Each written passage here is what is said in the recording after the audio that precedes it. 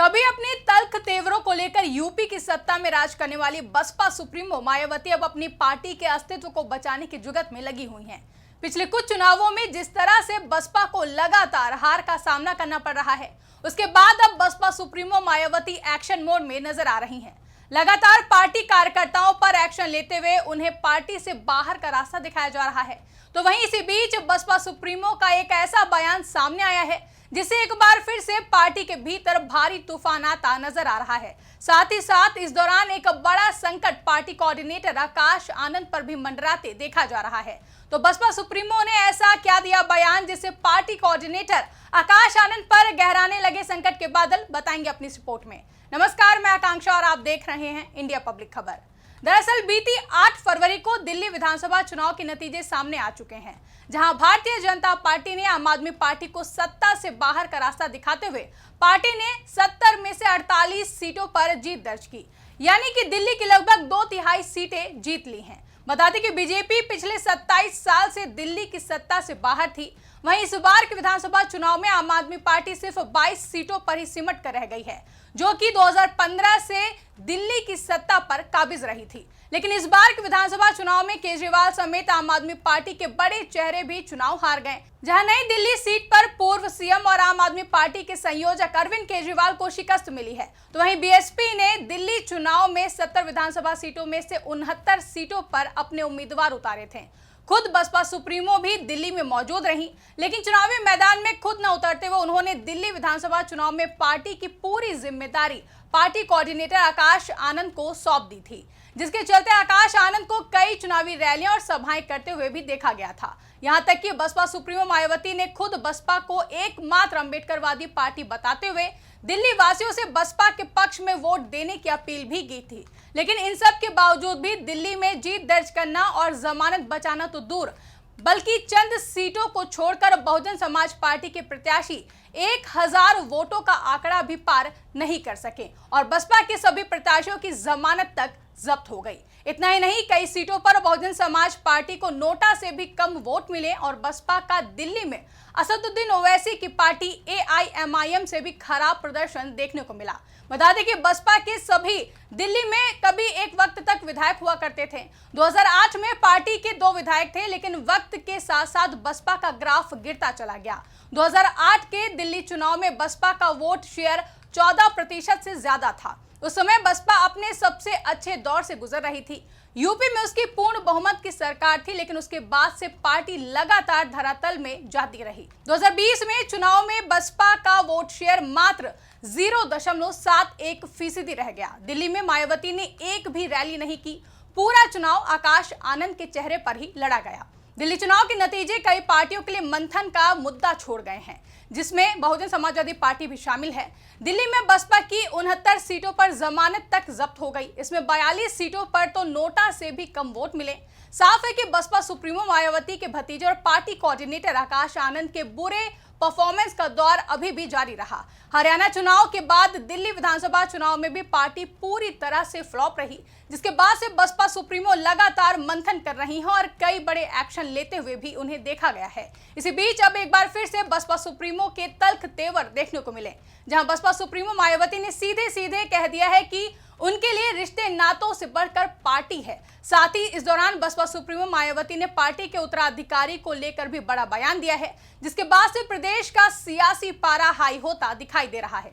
Social media platform x पर सिलसिलेवार 5 post करते हुए बसपा सुप्रीमो मायावती ने लिखा कि बीएसपी देश में बाबा साहेब डॉक्टर भीमराव अंबेडकर के मानवतावादी आत्मसम्मान व स्वाभिमान के कारवा को सत्ता तक पहुंचाने हेतु मान्यवर श्री कांशीराम जी द्वारा सब कुछ त्याग कर स्थापित की गई पार्टी व मूवमेंट, जिसमें स्वार्थ, रिश्ते नाते आदि महत्वहीन अर्थात बहुजन हित सर्वोपरि है। इसी क्रम में मान्यवर श्री कांशीराम जी की शिष्या व उत्तराधिकारी होने के नाते उनके पद चिन्हों पर चलते हुए मैं भी अपनी आखिरी सांस तक हर कुर्बानी देकर संघर्ष जारी रखूंगी, ताकि बहुजन समाज के लोग राजनीतिक गुलामी व सामाजिक लाचारी के जीवन से मुक्त होकर अपने पैरों पर खड़े हो सके। आगे बसपा सुप्रीमो ने यह भी बताया कि कैसे किसी को वास्तविक तौर पर पार्टी के उत्तराधिकारी बनने का मौका मिलेगा। तो बसपा सुप्रीमो ने आगे लिखा कि मान्यवर श्री कांशीराम जी की तरह ही मेरे जीते जी भी पार्टी व मूवमेंट का कोई भी वास्तविक उत्तराधिकारी तभी होगा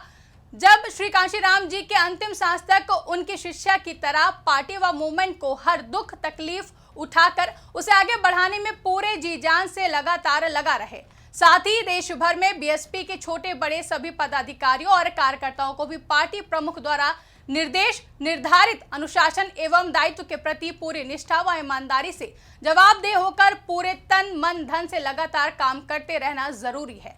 आगे बसपा सुप्रीमो ने लिखा कि इसी जिम्मेदारी के साथ खासकर कैडर के बल पर जमीनी स्तर पर पार्टी संगठन की मजबूती व सर्व समाज में जनाधार को बढ़ाने के साथ ही आगे भी हर चुनाव की तैयारी में पूरी दमदारी के साथ लगना है, ताकि बहुजन समाज की एकमात्र आशा की किरण बीएसपी को अपेक्षित व प्रतीक्षित सफलता मिल सके। बता दें कि हाल ही में बसपा सुप्रीमो मायावती ने अपने भतीजे आकाश आनंद के ससुर, अपने बेहद करीबी नेता और समधी डॉक्टर अशोक सिद्धार्थ को पार्टी से निकाल दिया था, जिसकी जानकारी खुद बसपा सुप्रीमो मायावती ने सोशल मीडिया प्लेटफॉर्म एक्स पर पोस्ट करते हुए दी थी, जिसमें बसपा सुप्रीमो ने लिखा था कि बीएसपी की ओर से खासकर दक्षिणी राज्यों आदि के प्रभारी रहे डॉक्टर अशोक सिद्धार्थ, पूर्व सांसद व श्री नितिन सिंह जिला मेरठ को चेतावनी के बावजूद भी गुटबाजी आदि की पार्टी विरोधी गतिविधियों में लिप्त होने के कारण पार्टी के हित में तत्काल प्रभाव से पार्टी से निष्कासित किया जाता है।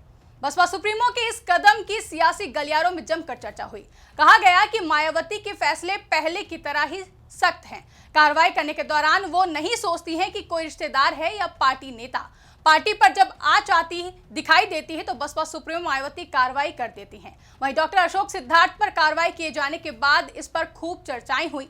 सियासी गलियारों में यह भी चर्चा है कि जितने राज्यों में विधानसभा चुनाव हुए उन राज्यों में डॉक्टर अशोक सिद्धार्थ को बसपा सुप्रीमो मायावती ने प्रभारी बनाया। उनके भतीजे आकाश आनंद को भी राज्यों का प्रभारी बनाया गया था, लेकिन पार्टी का प्रदर्शन यहां पर बेहद ही दोयम दर्जे का रहा। चर्चाएं तो ये भी हैं कि बसपा सुप्रीमो मायावती इस बात से भी खफा हैं कि भतीजे आकाश आनंद को अशोक सिद्धार्थ जैसा करने को कह रहे हैं, आकाश आनंद वैसा ही कर रहे हैं। इसका पार्टी को नुकसान हो रहा है, इसलिए बसपा सुप्रीमो मायावती ने आकाश आनंद के ससुर अशोक सिद्धार्थ को ही पार्टी से बाहर का रास्ता दिखा दिया।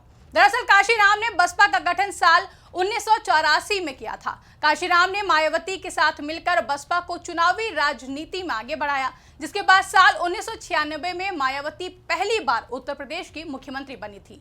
हालांकि 2012 के बाद से बसपा की चाल धीमी पड़ती चली गई और अब इसी चाल को तेज गति देने की कोशिश में बसपा सुप्रीमो मायावती लगातार लगी हुई हैं, जिसके बाद बसपा सुप्रीमो मायावती की आज की पोस्ट में भी साफ नजर आ रहा है कि अब वो पार्टी के खोए हुए जनाधार को वापस से पाने के लिए अपने तल्ख तेवरों के साथ एक बार फिर से एक्टिव हो चुकी हैं। और शायद यही वजह है कि बसपा सुप्रीमो मायावती ने आज की अपनी पोस्ट में यह इशारा करने की कोशिश की है कि पार्टी का असली उत्तराधिकारी वही होगा जो पार्टी के हित में सोचेगा। ऐसे में लोकसभा चुनाव के दौरान पहले से ही अपनी बुआ मायावती की कार्रवाई का दंश झेल चुके आकाश आनंद पर भी अब खतरे के बादल छाए हुए दिखाई देने शुरू हो चुके हैं। ऐसे में देखना दिलचस्प होगा कि बसपा सुप्रीमो मायावती का पार्टी के हित में अगला कदम क्या होगा।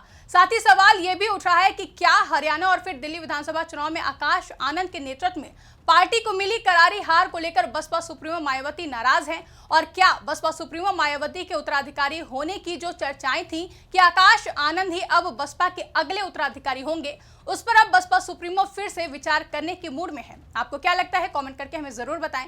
साथ ही ऐसी ही तमाम बड़ी खबरों के लिए हमारे YouTube चैनल को सब्सक्राइब करना ना भूलें।